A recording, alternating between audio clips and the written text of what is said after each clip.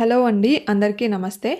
So, AP కౌశలం ఎగ్జామ్‌కి prepare అయ్యే వాళ్ళకి ఈ టైప్ ఆఫ్ క్వెషన్స్ కూడా వచ్చే ఛాన్సెస్ ఉన్నాయన్నమాట.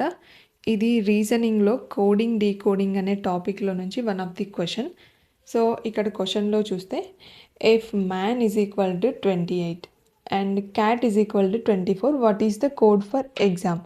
సో, ఈ కోడ్స్ అనేవి ఎలా ఇచ్చారో ఇప్పుడు చూద్దాం. సో మనం ఏబిసిడీస్ని ఆల్ఫాబెటికల్ ఆర్డర్లో అరేంజ్ చేద్దాం ఒకసారి. A B C D E F G H I J K L M N P Q are.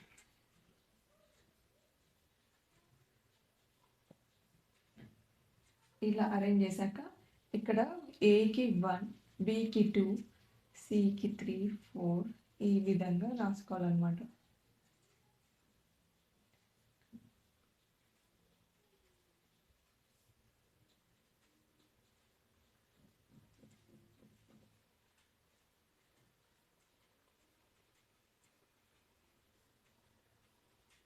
So ఈ విధంగా రాసుకున్న తర్వాత ఇక్కడ చూడండి man.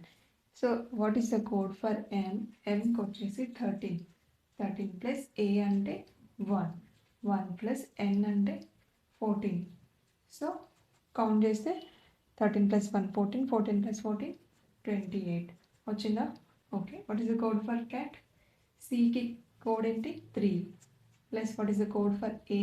1. What is the code for T? 20. So count చేస్తే ఎంత? 24.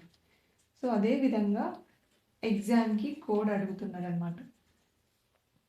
So what is the code for E? ఈకి వచ్చేసి 5 అండ్ ఎక్స్కి వచ్చేసి 24, ఏకి వచ్చేసి 1 అండ్ ఎంకి వచ్చేసి 13. సో కౌంట్ చేయండి 29, 30, 43. So what is the code for exam? 43. So ఈ విధంగా ఈ టైప్ ఆఫ్ క్వశ్చన్స్ వచ్చే ఛాన్సెస్ ఉన్నాయన్నమాట. సో ఇదైతే ఇలాంటి క్వశ్చన్స్ అడిగితే ఈజీగా సాల్వ్ చేయొచ్చు. సో ఛాన్స్ అయితే మిస్ చేసుకోకండి. ఇది ఒక మంచి ఆపర్చునిటీ. ఈ టైప్ ఆఫ్ క్వశ్చన్స్ వస్తే మాత్రం వదులుకోకండి. Thank you for watching.